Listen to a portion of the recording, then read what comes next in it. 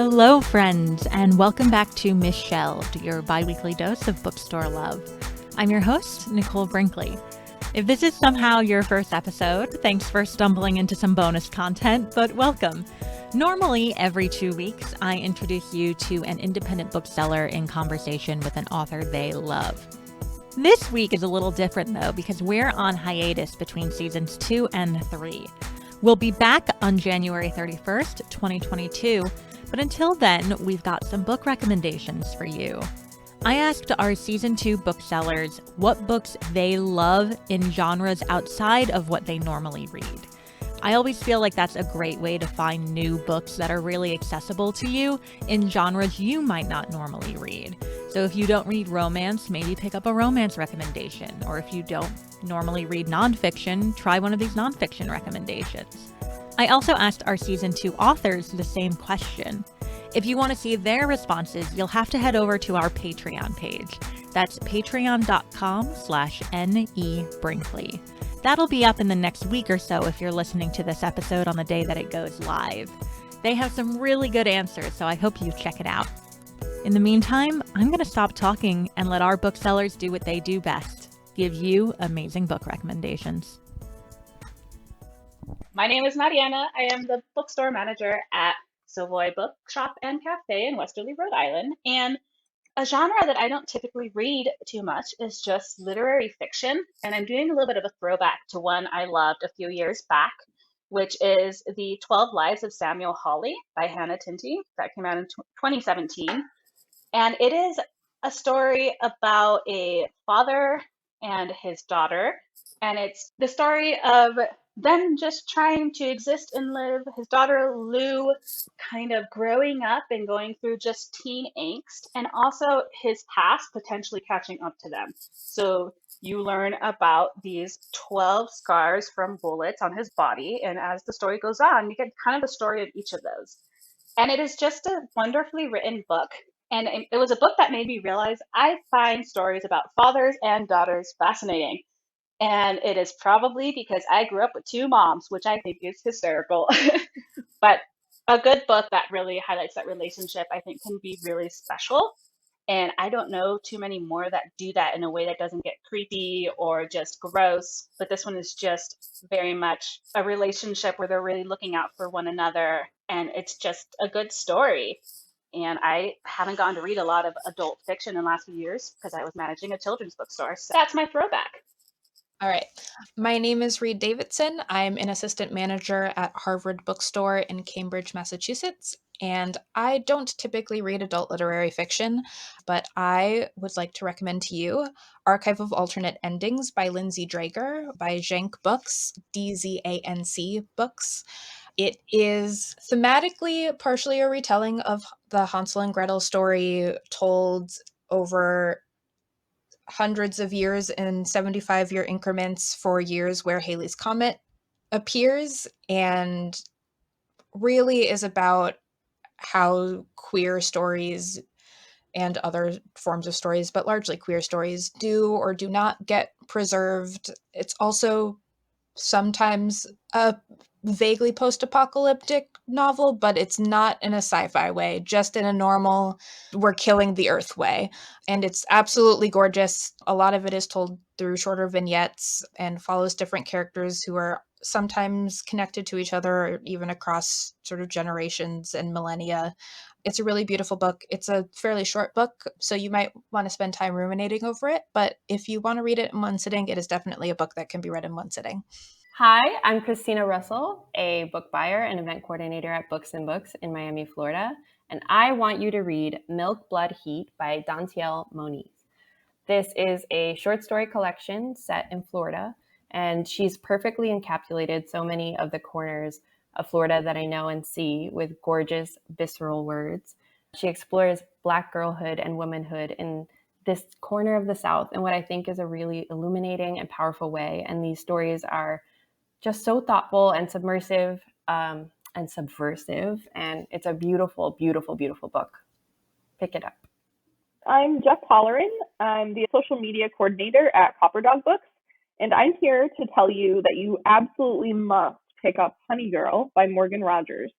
It is a coming-of-age story and contemporary romance about a girl who feels lost because her life always goes according to a plan, maybe not her plan, but her dad's plan, until suddenly it doesn't. And she is forced to realize that you can still live your life without a plan.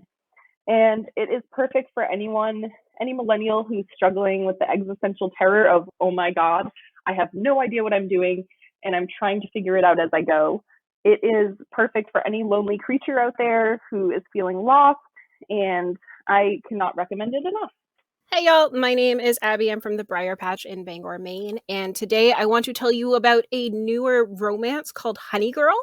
I'm not normally a romance reader, but COVID has definitely made me want to read books that will definitely have happy endings. And Honey Girl is just a beautiful story about Grace Porter, who has gone on a girls' trip to Vegas and woken up one morning and realized she married a random lady the night before.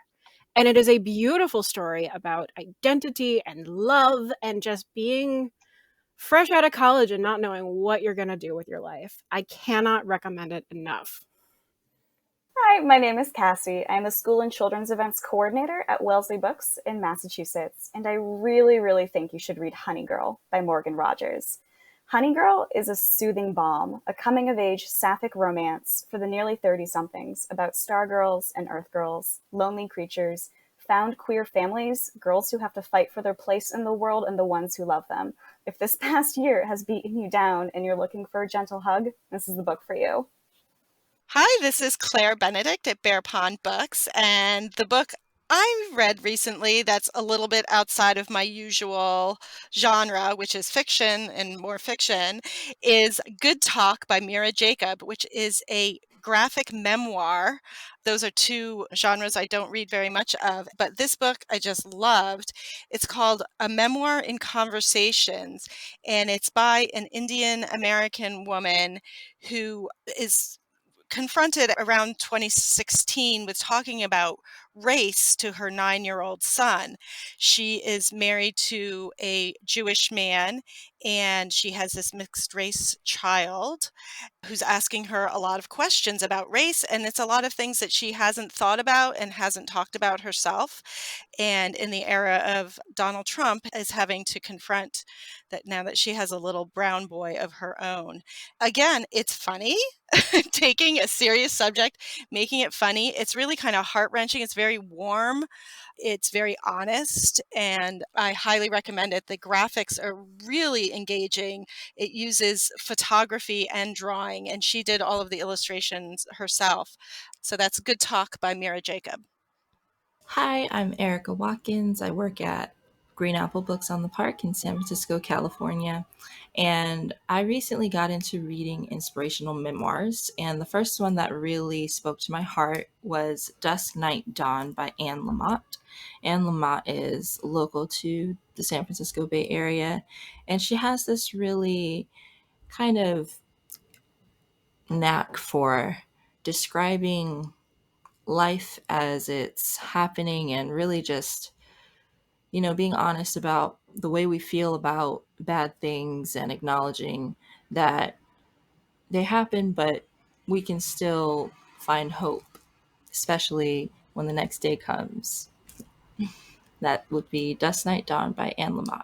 Hi, I'm Allie Kirkpatrick, and I'm the owner of Old Town Books in Alexandria, Virginia. I'm not a big science fiction and fantasy reader, but I just read Sea of Tranquility by Emily St. John Mandel, and it's such a beautiful book. It's also a book I would not have picked up right away because on the description of it, it says it's a book of the plague, and I've kind of had enough of pandemics and stuff, but don't let that deter you because it's a really beautiful book, and it follows multiple characters across multiple times from 1912 Vancouver to the distant future.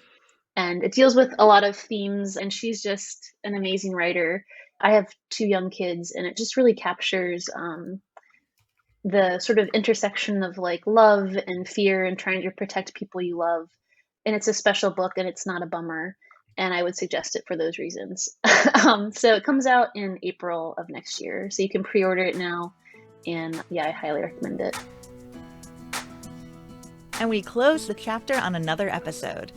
If you liked it, and we hope you do, don't forget to subscribe and follow us wherever you get your podcasts. Apple, Spotify, Google Podcasts, we're on them all. If you really like what we do, you can support us by following on Instagram and Twitter at MisshelvedPod. Early access to episodes, as well as lots of other cool perks, are available over at my Patreon. That's patreon.com/NEBrinkley. Happy reading!